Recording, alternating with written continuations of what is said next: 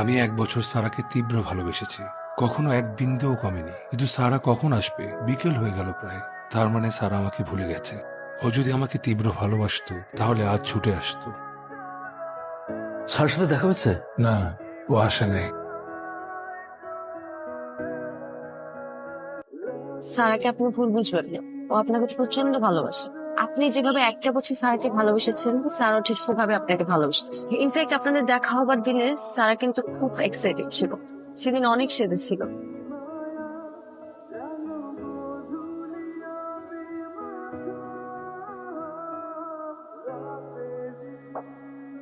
সারা, বিশ্বাস করো লাস্ট 1.5 বছর আমি সবভাবে ট্রাই করছি তোমাকে ভুলে থাকার, কিন্তু আমি যতই ট্রাই করছি তোমাকে ভুলে থাকার, আমি ততই বুঝতে পারছি আই ওয়াজ রং।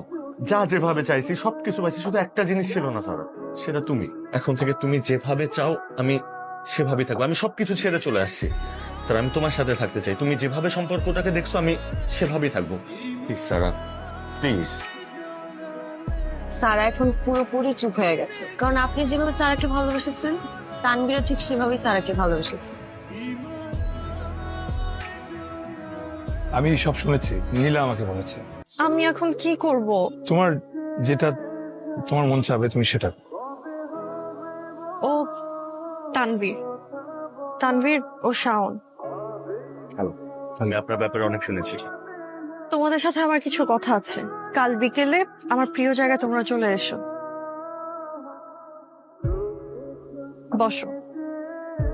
তোমরা দুজনই আসলে আমার খুব প্রিয়। আমি আসলে দুজনের মধ্য থেকে একজনকে বেছে নিতে পারবো না, তাই তোমাদের জন্য ছোট্ট একটা গেম অ্যারেঞ্জ করেছি। এখানে 100টা কাগজের টুকরা আছে। 50